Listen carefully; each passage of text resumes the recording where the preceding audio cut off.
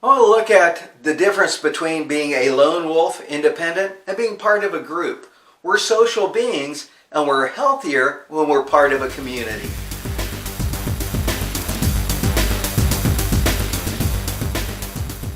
Hi, Brian McCorder here with Now Make the Change. And let's look at a kind of a comparison of being that lone wolf versus being part of a group.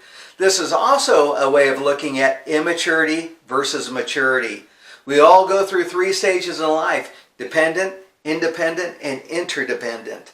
You can measure maturity. A person is mature to the level that they can put the needs of others above themselves. And we get rewarded for that. We get rewarded with oxytocin, serotonin. We live longer, we're happier, and we have a greater sense of well-being. So let's first look at that lone wolf, that person that's kind of stuck in just being immature and it's all about themselves. Okay, psychologists tell us that about 90% of our thought life revolves around ourselves. I read that many years ago and it's very freeing. I learned not to worry about what others think of me because they're mainly thinking of themselves. They also found out in studies that our thoughts tend to be the same day to day. Makes sense. We go to jobs in the same place kind of every day, or school. We interact with the same people. Our lives are very routine. We have habits. So now our thoughts are mainly on ourselves and they're the same day to day. Another study, actually several studies, have shown that up to 70 to 80% of a person's thoughts can also be kind of negative, filled with anxiety, fear, worry. Again, now we're kind of stuck in our own prison. This isn't good. How do we break free of that? When we're stuck in that prison, it's like our brain has kind of a meter that has 1 of 2 settings. That meter is going to be on insecurity or pride. You know, we're always looking for value for ourselves, so we'll do something we're really proud of, and then we'll do something really stupid, like drive off with our cup of coffee still on the hood of our car, or forget to pick up the kids at school. Something that's like, oh man, what happened to common sense? Well, it's been replaced with common chaos. We multitask, we have a lot going on. So how do we break out of our own mental prison and go from that independent to interdependent? Go from immature to mature?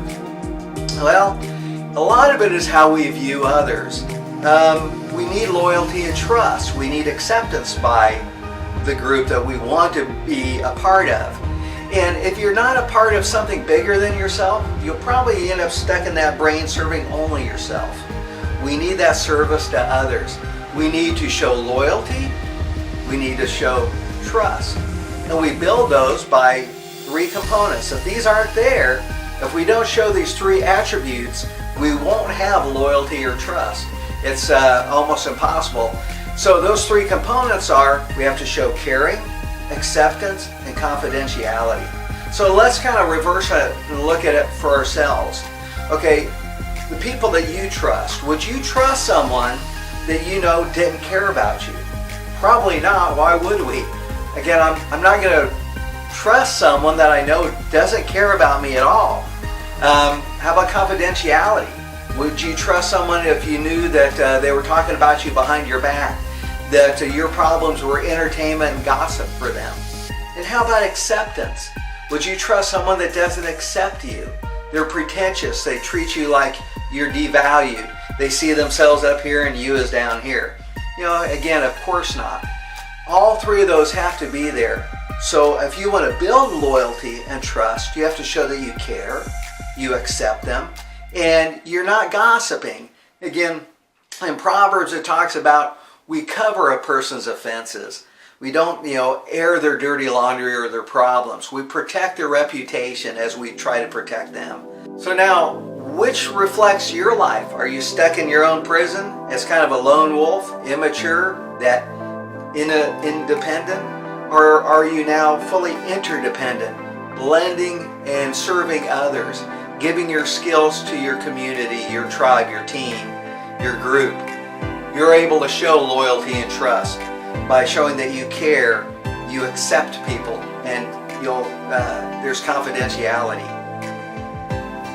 I don't know about you, but I think I'd rather be part of a team. That lone wolf thing, I'd rather have a group watching out for each other than me just always paranoid watching out for my back. So stuff to think about. Till next time, Brian McCorder. Now make the change.